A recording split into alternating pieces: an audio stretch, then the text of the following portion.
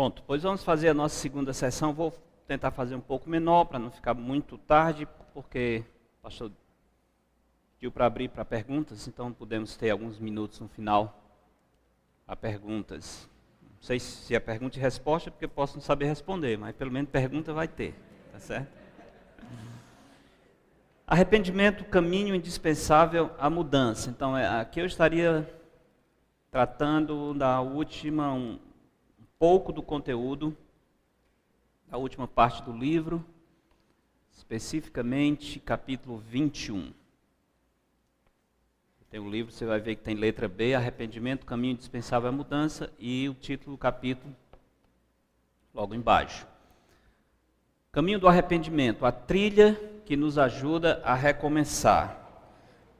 Em aconselhamento bíblico, nós temos que ter um bom conceito de arrependimento, um conselho bíblico de arrependimento, que possa nos ajudar a avaliar o andamento, o crescimento do aconselhado e também orientar sobre o que a palavra de Deus diz acerca dessa doutrina essencial, a doutrina do arrependimento. O caminho do arrependimento não é uma trilha fácil de ser percorrida, mas é o caminho por onde andam os que desejam viver como autênticos servos de Cristo, que anelam por ser luzeiros dele no meio de uma geração pervertida e corrupta. Não é fácil, mas esse é o caminho. O que é arrependimento? Usando todo o ensino bíblico, a fim de dissecar o arrependimento e perceber sua anatomia, podemos dizer que ele é composto de 3 elementos: tristeza pelo pecado cometido, confissão de culpa e mudança de vida. É bom pensar nessa composição do arrependimento, porque às vezes fica no meio do caminho, ou às vezes aparecem 2 coisas, mas o arrependimento bíblico, pelo menos, ele vai ter essas 3 partes, e dá para a gente perceber isso na nossa vida e também na vida daquele que estamos aconselhando. Página 185 diz, a ideia de mudança. Vamos ao primeiro elemento, que é mudança. A ideia de mudança é explícita na própria etimologia do vocábulo, arrependimento. Essa palavra vem do termo grego metanoia, que é composta de 2 elementos. O primeiro é meta, que significa além ou depois, sugerindo algum tipo de mudança, um movimento, né? Saindo desse ponto de inércia. Então, sugere algum tipo de mudança, oposição ou superação. E o segundo é nous, ou noia, falamos de noutético no primeiro dia, vem daí também, que significa mente. Assim, literalmente, arrependimento significa uma mudança de mente, uma superação ou rejeição dos caminhos pecaminosos do passado. Focando o primeiro elemento de mudança, o conceito de arrependimento. Segundo elemento, tristeza. E aqui eu estou trazendo da página 186. Outro elemento que compõe o verdadeiro arrependimento é a tristeza profunda. Nem toda tristeza significa arrependimento. Vou tentar fazer já essa diferença. Mas o arrependimento verdadeiro vem acompanhado de tristeza. Conforme 2 Coríntios 7:10, o arrependimento tem sua raiz na tristeza segundo Deus. Porque Paulo fala também da tristeza segundo o mundo. Tá? Pode haver tristeza que não é arrependimento, a tristeza segundo o mundo. De fato, em latim, a palavra para arrependimento é penitência, que enfatiza o pesar e sofrimento pelo pecado cometido. Daí vem o nosso termo penitência, penitenciar-se. Né? Essa tristeza não é apenas mero remorso por ter feito as pessoas sofrerem, ou devido aos frutos da transgressão. Tristeza do verdadeiro arrependimento não é um remorso, simplesmente por causa das consequências, ou porque o seu erro trouxe algum problema, fez alguém sofrer. Eu boto aqui, por exemplo, Judas. Judas mostrou uma grande tristeza, mas não arrependimento. Judas mostrou tristeza por causa das consequências da sua traição. Ele não estava arrependido porque havia ferido o Senhor, porque havia transgredido contra a lei de Deus. Não. Se a traição de Judas, que Judas fez contra Cristo, não tivesse resultado no que resultou, Judas não teria tido nem remorso. O problema dele ele não queria que matasse Jesus daquela maneira. Ele não imaginava que a traição ia levar àquele ponto tão crítico. Daí aquela reação dele, jogou as moedas, não quis.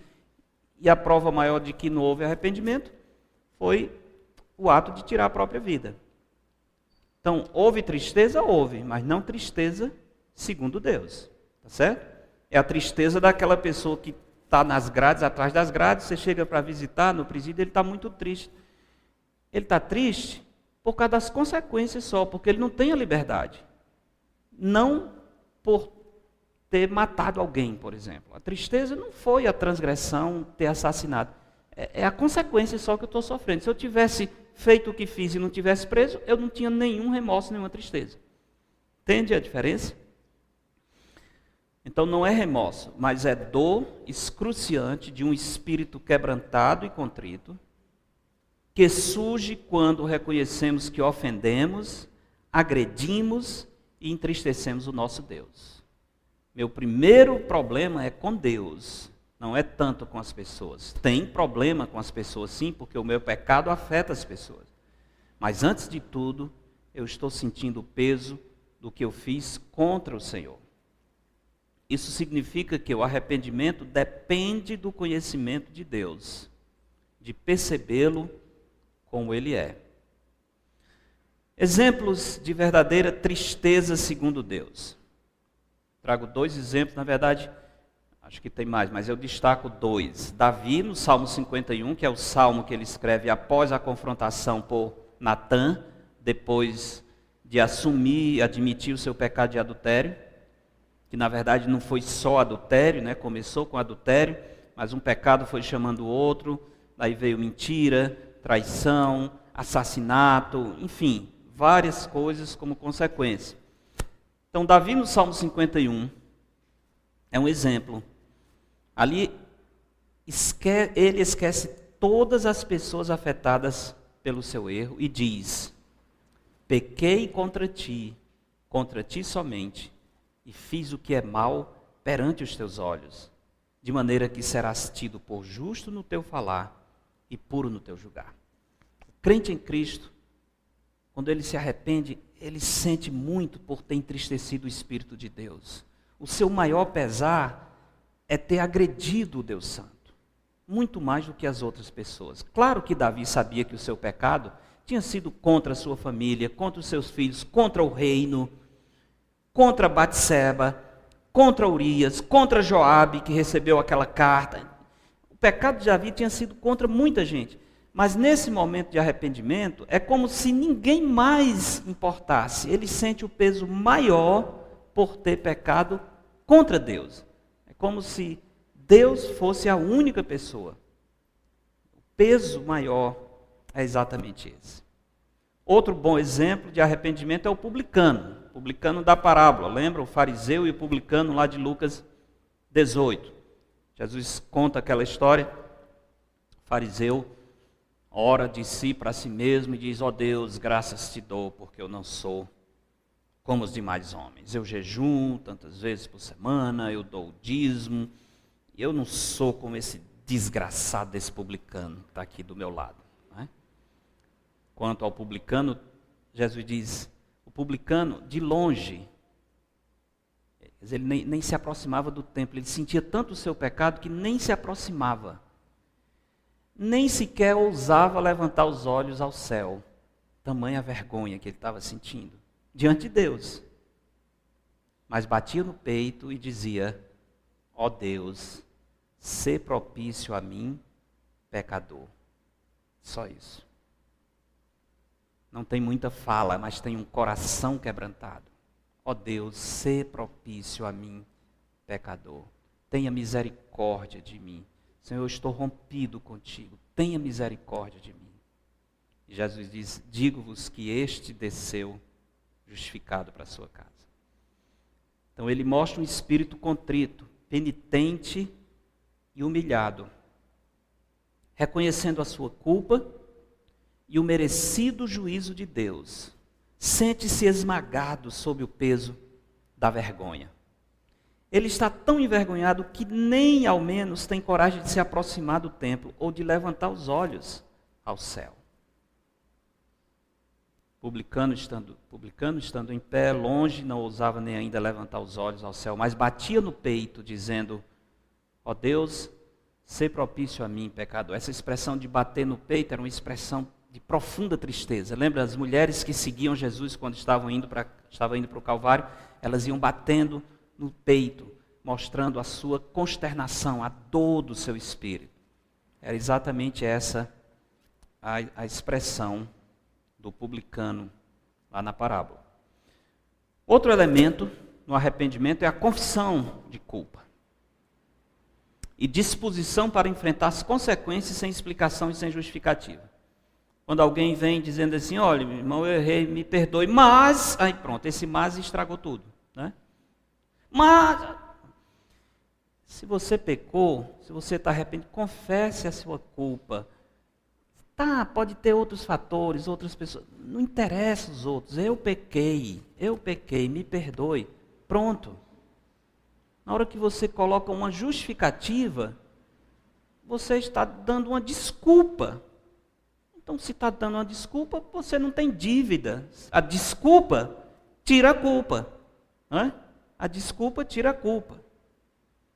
Então, se eu tenho uma desculpa, eu não tenho culpa, eu não tenho dívida, eu não tenho que pedir perdão. Perdão é para alguém que assume que está devendo e chega para a pessoa a quem está devendo e diz: por favor, apague a minha dívida, eu estou devendo para você. Hã? A Bíblia não tem a palavra desculpa nenhuma vez, né? Nós dizemos: irmão, foi mal, me desculpe. Não existe a expressão me desculpe. A expressão é me perdoe. É diferente, é bem diferente, né? Eu estou devendo, estou precisando da sua graça para cobrir a minha dívida. Foi assim que Zaqueu encarou seu pecado.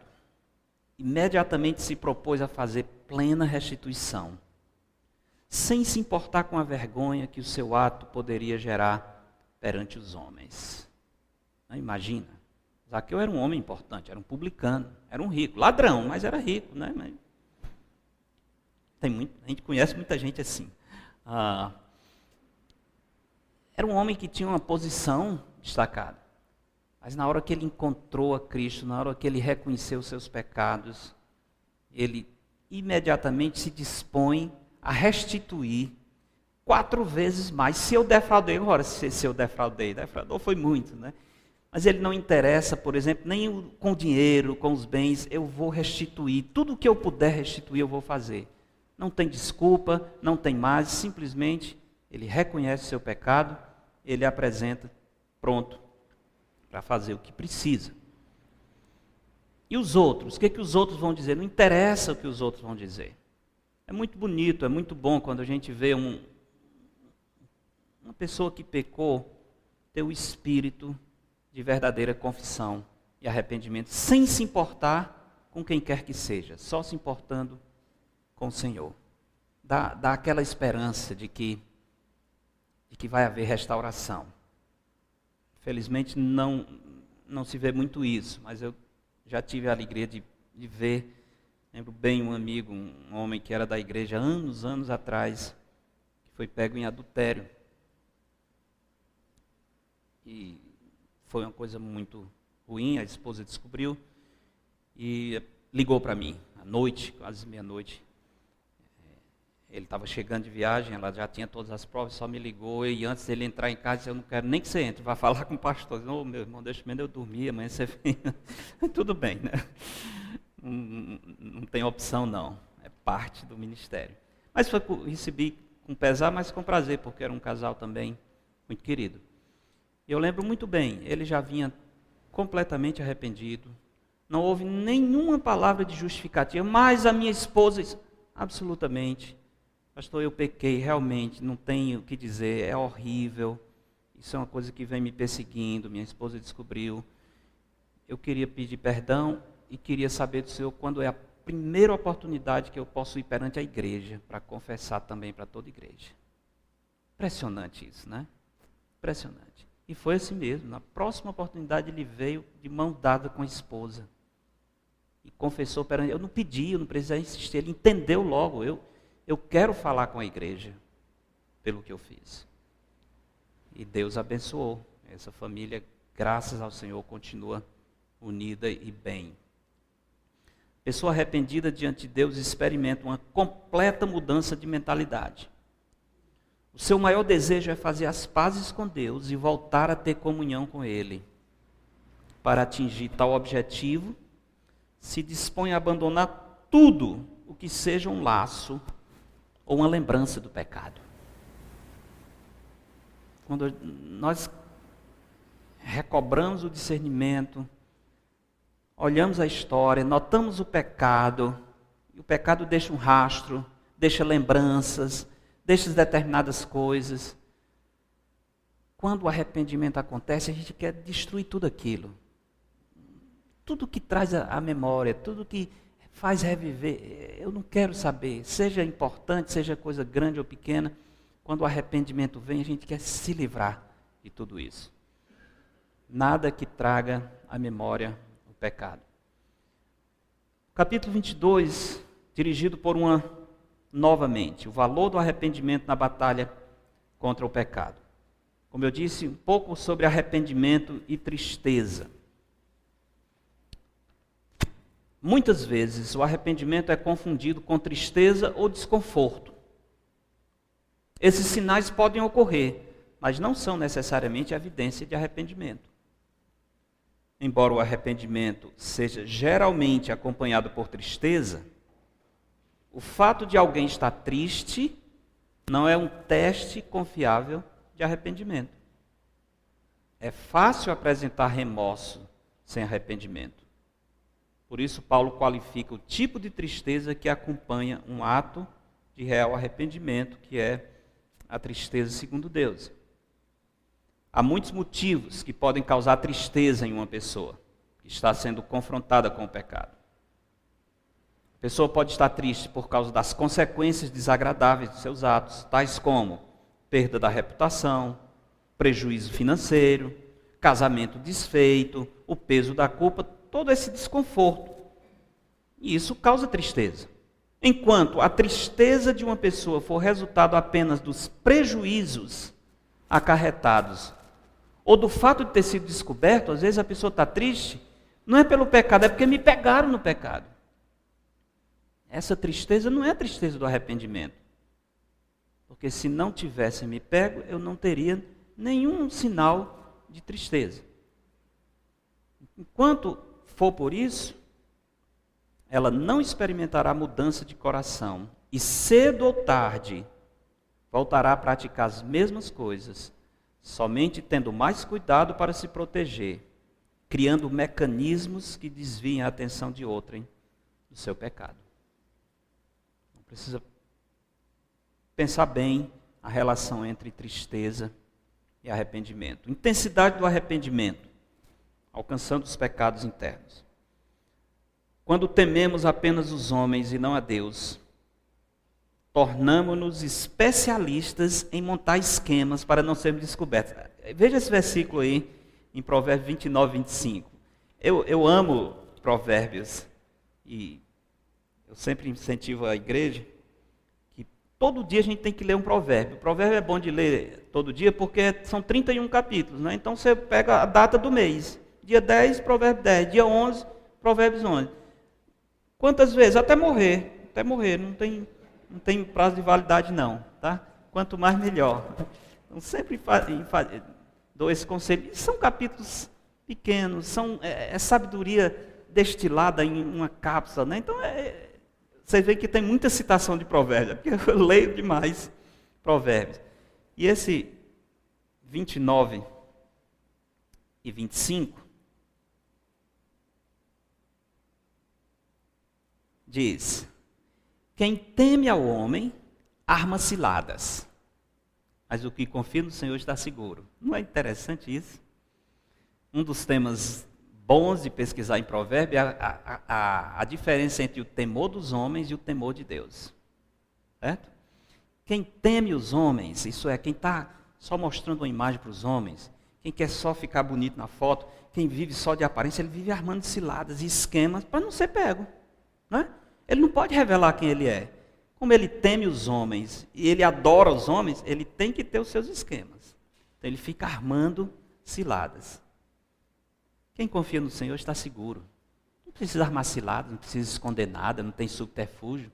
Você abre o seu coração e a pessoa sabe quem você é. E se a pessoa descobrir que eu não sou perfeito os meus pecados? Ótimo, descobriu quem eu sou, eu confio no Senhor. Não preciso ficar armando ciladas para maquiar a minha imagem. Isso é coisa de quem teme aos homens. Aliás, nesse aspecto, de novo, eu já indiquei um monte de livro para vocês. Se for ler tudo, você vai ter um bocado de leitura. Mas um livro que não pode faltar é do Edward Welch, Quando as Pessoas São Grandes e Deus é Pequeno. Aquele livro é fantástico. Basicamente, o tema é esse: temor dos homens versus temor de Deus. Leia, não vão se arrepender. Quando as pessoas são grandes e Deus é pequeno. Isso é, quando você teme os homens, quando você venera os homens, mas você tem Deus como um ser bem pequeno. Basicamente essa é a ideia. Então,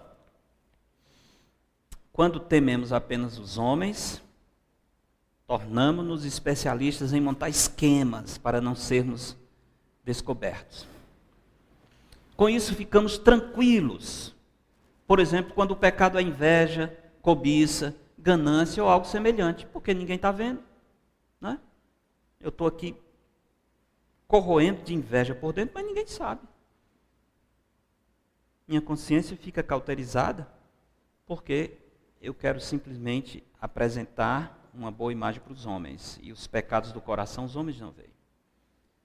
Precisamos encarar os pecados invisíveis, crescendo no temor do Senhor e procurando ser íntegros aos seus olhos. Precisamos estar diante da palavra de Deus constantemente e pedindo: sonda-me, ó Deus, e conhece o meu coração. Prova-me e conhece os meus pensamentos. Vê se há em mim algum caminho mau e guia-me pelo caminho eterno. Isso é, Senhor, às vezes eu não consigo ver nem o engano do meu coração. Então, por favor, o Senhor sonde, o Senhor vá além. Salmo 19 fecha também assim, não é? Quem há que possa discernir as próprias faltas? Pergunta interessante. Absolve-me das que me são ocultas. Então, quem teme ao Senhor não se contenta nem só com sua análise. Pede ao Senhor: Senhor, eu posso não estar vendo. Então, me ajude a enxergar até essas faltas ocultas que entristecem o seu espírito, que são realmente pecado. Temos que lutar com intensidade para vencer esses pecados internos. E, no capítulo 23, meios da graça divina que levam ao arrependimento. A provisão divina que nos leva ao arrependimento. Correndo aqui para ter um tempo de perguntas. Na introdução desse capítulo, na página 197, eu coloco a chamada pesca maravilhosa. Lembram a pesca maravilhosa? Lucas 5 relata, Pedro tinha pescado e tal, Jesus chega na praia de manhã e eles estão ainda ali, Jesus diz: lance a rede a determinado lado do barco. E aí, a resposta de Pedro é: mestre, havendo trabalhado toda a noite, nada apanhamos, mas, sob a tua palavra, lançarei as redes. Eu acho fantástica essa reação de Pedro. E para o aconselhamento é ideal, é uma boa ilustração. Quantas vezes você vai dar o conselho bíblico, você vai dizer: irmão, irmã, faça assim. É assim que a Bíblia diz. E a pessoa diz: já tentei. Ou, meu coração, eu não me sinto à vontade. Mas é assim que a Bíblia diz. Faça. Nosso papel é obedecer. O resultado deixa com o Senhor. Mas faça o que a Bíblia diz.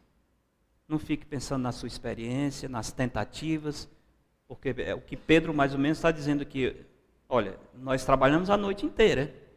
Então Pedro podia dizer, Senhor, não adianta, eu sou pescador, já perdi a noite, vou lançar as redes de novo. Senhor, eu já tentei, mas já que o Senhor está mandando, eu vou fazer de novo.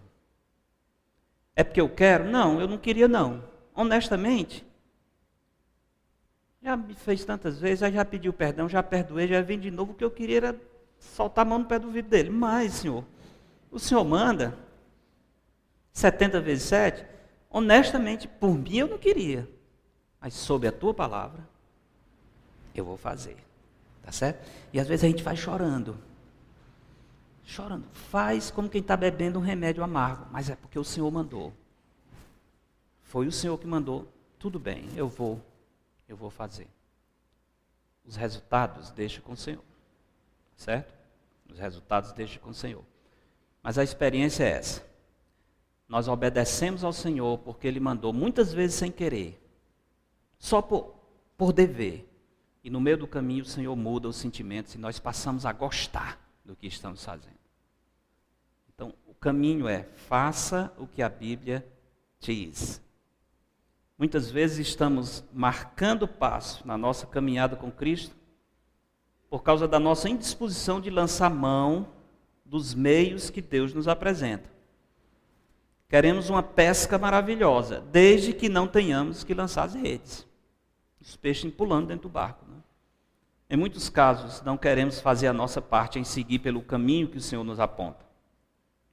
Apesar dos desafios e dores que podem vir quando decidimos obedecer.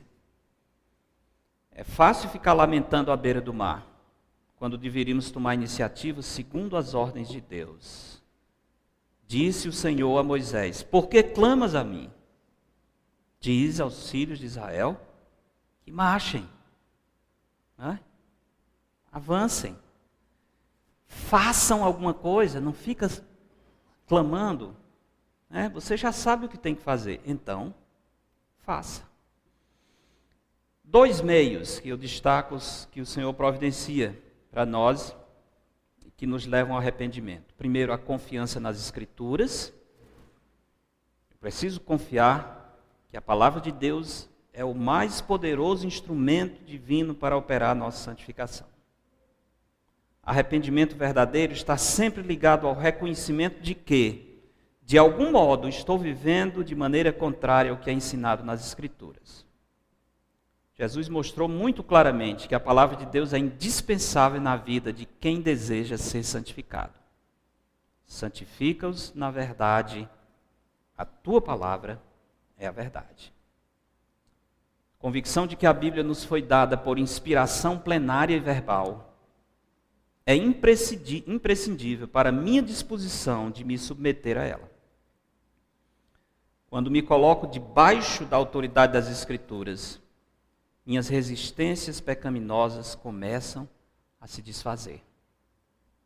A Bíblia precisa ser aceita como o espelho do nosso coração, pelo qual iremos reconhecer todas as imperfeições que precisam ser tratadas por meio do arrependimento verdadeiro. E o segundo meio da graça divina é a confiança na revelação de Deus sobre si mesmo e sobre a sua assistência. Nosso Deus se revela nas Escrituras como um Deus cheio de graça, que se alegra quando um pecador se arrepende. É Lucas 15. Alguns chamam o capítulo dos achados e perdidos da Bíblia, né? Tem a ovelha perdida, tem a moeda perdida e tem os 2 filhos perdidos. Tem um perdido fora de casa e tem um perdido dentro de casa. Mas os 2 estão perdidos. Esse é o capítulo dos achados e perdidos. Mas por que o Senhor contou aquelas histórias? O começo do capítulo fala daqueles que desprezavam os outros, se achando superiores, os fariseus. E aí o Senhor conta a história da ovelha, da moeda e dos filhos perdidos. Ele não despreza o contrito e quebrantado. Pelo contrário, está de braços abertos para receber o pecador que caiu em si. Depois leiam a história do filho pródigo. O ponto de mudança naquele menino, aquele rapaz, é quando diz assim, ele caiu em si. Como se voltou o juízo, ele tinha perdido, ele tinha ficado embrutecido, irracional. Porque o pecado tira a nossa racionalidade. Nós passamos a pensar tudo torto. Não é? Asaf, no Salmo 73, aquele salmo muito interessante, onde ele está com inveja dos pecadores, está olhando, Senhor, teu servo, Senhor, lavei as mãos na inocência aqui nessa miséria, estou andando no fusquinho, olha aí, o pessoal da Lava Jato, tudo de BMW, Senhor, isso não está certo, tá? Começa a ter inveja dos pecadores, né? Aí lá no meio ele diz assim, quando eu pensei nisso, eu estava embrutecido e irracional, a minha mente não estava funcionando direito. Eu tirei os olhos do Senhor e passei a olhar só para essas coisas, né? Eu esqueci do fim dessa história. Eu esqueci que, apesar desses momentos de aparente felicidade, o final é trágico desses. E o Senhor me guia com o seu conselho e depois me recebe na glória. O que é que eu preciso mais? Não é? O Senhor cuida de mim hoje e, como se fosse pouco, ainda me dá o céu. É pouco, né? Está achando pouco? Não pode ser. Não pode ser. Então, o pecado nos torna embrutecidos e irracionais. Mas o filho pródigo, o texto diz assim, caindo em si, como se chegou aquele momento, a luz brilhou lá dentro. Que doidice é essa que eu estou fazendo? Que coisa mais sem sentido. Na casa do meu pai, os empregados têm pão com fartura e eu, um filho, aqui comendo o que sobra dos porcos. Não, isso não está certo. Mas houve o cair em si, aquele momento em que o arrependimento começa a operar no coração. Essa é a figura que se destaca na conhecida parábola do filho pródigo. E essa verdade percorre toda a Bíblia. Como disse a mulher tecoíta ao rei Davi, eu acho fantástica a história dessa mulher. Né, que ela, quando Absalão, né, dois meninos bons, Joabe e Absalão, né, gente boa. Tá? Cada um mais malaca do que o outro, como a gente diz. Joabe queria trazer Absalão de volta. Absalão havia matado o seu irmão Amnon, porque tinha abusado de Tamar. Lembra? Todo esse desacerto na história de Davi, depois do pecado com Batseba. O efeito foi em dominó. Foi no reino, foi no exército, foi nos filhos. Uma coisa muito triste. Mas Joabe era amigo de Absalão e queria trazer ele de volta. Aí chamou essa mulher. Mulher tem queixo, né? Ele contou uma história para ela. Olha, você vai perante o rei. Conta a história que você tinha 2 filhos. Eles se desentenderam. Aí um matou o outro. E agora estão querendo matar o que sobreviveu e tal. E você conta essa história melosa e vê o que o rei diz, né? E a mulher, artista, né? Mulher, eu estou dizendo, mulher é cheia de queixo. Não brinque não. Ela contou a história e Davi disse, não, olha, não vai cair um cabelo do seu filho, fique tranquila. Né? Acho que Davi não tinha aprendido a história com Natan, quando ele disse, isso não acontece no meu reino. Natan disse, tu és o homem. Eita, rapaz, foi na titela, né, como a gente diz. Tu és o homem. E aqui a mulher tecoíta depois vai dizer assim, rei, por que o senhor tem 2 pesos e 2 medidas? Com todo respeito, rei. O senhor está querendo proteger meu filho, mas o senhor tem um filho banido. E no meio da história ela cita essas palavras, que ela diz, Deus não tira a vida, mas cogita meios para que o banido não permaneça arrojado de sua presença. Uma grande verdade. Claro que a história ali era uma presepada, né, que ela tinha criado, mas as palavras são verdadeiras. Deus não cogita meios para que o banido não permaneça. Deus não tira a vida, mas cogita meios para que o banido não permaneça arrojado da sua presença. Deus tem prazer no arrependimento, em receber alguém arrependido. Final. É realmente lamentável que, quando um cristão apresenta sintomas de depressão, ira, vida desordenada, falta de controle com a dieta, etc. A primeira sugestão que muitos dão é a Freud e a Jung, ao invés de dizerem à lei e ao testemunho. Isaías 8:20. A motivação por trás desse livro é única: restaurar a glória e a eficácia da palavra de Cristo na restauração e santificação do povo de Cristo. A crença subjacente a tudo que tem sido exposto aqui é que a palavra do Senhor é suficiente para identificar, confrontar e solucionar todos os dilemas que acometem a alma humana. As últimas décadas têm testemunhado a triste tendência entre líderes cristãos de entregar o cuidado da alma dos servos de Cristo a profissionais seculares. A psicologia, com todos os seus derivados, tem sido elevada à posição de autoridade que deveria pertencer somente à palavra de Deus. Afinal, a lei do Senhor é perfeita e restaura a alma. Um instrumento perfeito que realiza o trabalho perfeito. Portanto, à lei e ao testemunho. Essa é a nossa única esperança. Amém? Pronto, podemos ter aí um momento de perguntas, se ainda houver tempo.